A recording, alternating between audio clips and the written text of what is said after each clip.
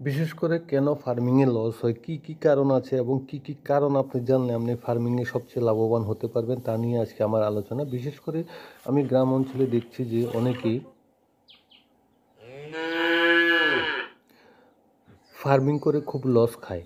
আসলে লস খাওয়ার বিশেষ কতগুলি কারণ আছে। বিশেষ করে আপনার যদি ম্যানেজমেন্ট এবং আপনার যদি নিজের পার্সোনাল যদি অভিজ্ঞতা না থাকে তাহলে আপনি কিছু করতে পারবেন না।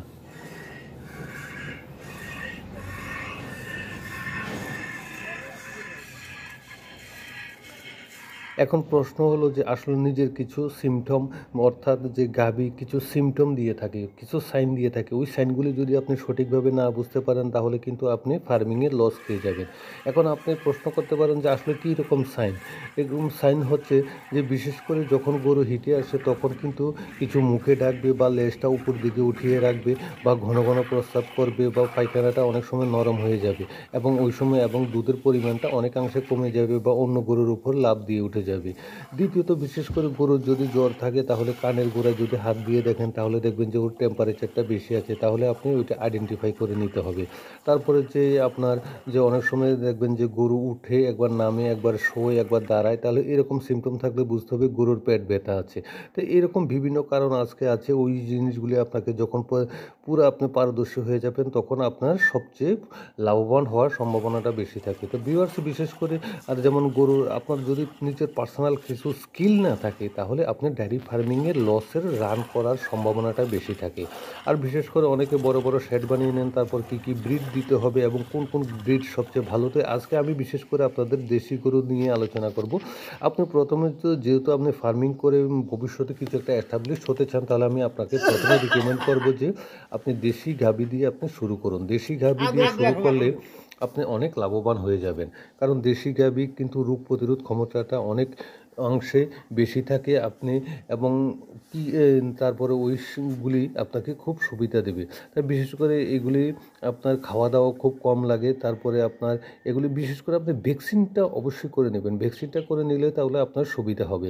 দ্বিতীয়ত আপনি যে ম্যানেজমেন্ট এবং আপনার আপনি মার্কেটিংটা যদি আপনি লস হয়, মার্কেটিংটা যদি ঠিকমতো না বোঝেন তাহলে আপনি ফার্মিংয়ে লস খাবেন। তারপর যেমন খাদ্যটা কিন্তু খুব দরকার আছে এবং খাদ্যগুলি যে মিনারেল মিক্সচার আছে, তারপরে সবুজ ঘাস আছে, এগুলি আপনাকে প্রতিনিয়ত দিতে হবে। তারপরে আপনার বিশেষ করে সবুজ ঘাস আপনি যদি গরু পালন করেন তাহলে সবুজ ঘাস যদি আপনার আশেপাশে না থাকে তাহলে আপনি বিশেষ করে সবুজ ঘাসের জন্য আপনি কিছুটা অংশ আপনি ওটার জন্য রাখতে হবে যে ওইখান থেকে আমি কিছু কাঁচা ঘাস ওইখানে লাগিয়ে দেবো এবং ওইখান থেকে আমি করে নেব। তো ভিউয়ার্স বিশেষ করে আমি আপনাদের বলতে চাচ্ছি যে আসলে লস করার কিন্তু প্রথমে হচ্ছে ম্যানেজমেন্ট অর্থাৎ যিনি প্রথমে ডায়েরি খুলবেন ওনার আপনার কিছু নিজস্ব কিছু অভিজ্ঞতা প্রয়োজন আছে। তাই অভিজ্ঞতার মধ্যে আমি যেমন বলেছি ম্যাস্টাইটিস, যখন আপনি হাত দিয়ে গরুর দুধ দোয়াবেন, আমি প্রথমে দেখিয়েছি কীভাবে গরুর দুধ দোয়াতে হয়। তো যখন হাত দিয়ে যখন আমি গরু দোয়াবেন তখনই দেখা যাবে যে ওর ওলানগুলি খুব শক্ত হয়ে যাবে বা দুধগুলি ছানা হয়ে যাবে, তখন আপনি আইডেন্টিফাই করে নিতে পারবেন যে ম্যাস্টাইটিস আছে। তারপরে দ্বিতীয়ত আপনি প্রত্যেক সপ্তাহ অন্তত একবার আপনার যে পার্শ্ববর্তী যে ভেটেরিনারি সার্জন আছে ওনার সাথে পরামর্শ নিতে হবে এবং ওনাকে একবার অন্তত আনতে হবে যে আপনার গাভীর মধ্যে কী সমস্যা দেখা যাচ্ছে।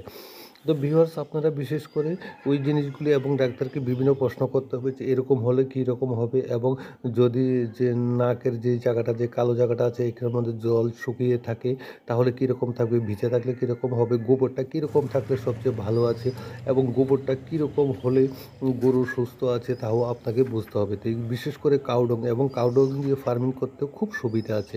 তো ভিউয়ার্স আপনাদের যদি কোনো কোশ্চেন থাকে তাহলে অবশ্যই কোশ্চেন করবেন এবং আমি সমস্ত কোশ্চেনের আনসার দিয়ে থাকবো। আর বিশেষ করে ফার্মিং করতে গেলে কী পদক্ষেপ নিতে হবে এবং কোন পদক্ষেপগুলি খুব জরুরি আছে এবং কোন ব্রিড, আজকে তো আমি আপনাদেরকে শুধু দেশি গাভী নিয়ে আলোচনা করছি। তো বিশেষ করে আপনারা যদি হলস্টিন ফ্রিজিশিয়ান এবং জার্সি ক্রস এবং সাইওয়াল এবং গির এরকম ব্রিডগুলি আছে, তো আমি রিকমেন্ড করব জার্সি ক্রস দিয়ে শুরু করুন। তারপরে যদি আপনি 1-2টা হলস্টিন ফ্রিজিশিয়ানও নেন, কিন্তু আমি রিকমেন্ড করে রাখবো যে আপনারা প্রথমে লোকাল যে ব্রিড আছে, কারণ আবহাওয়ার একটা ব্যাপার আছে, আবহাওয়ার যদি ম্যানেজমেন্টটা ঠিক না থাকে তাহলে কিন্তু আপনি লস খেয়ে যাবেন। তো আজকের জন্য ভিডিও এখানে শেষ করছি। Good bye.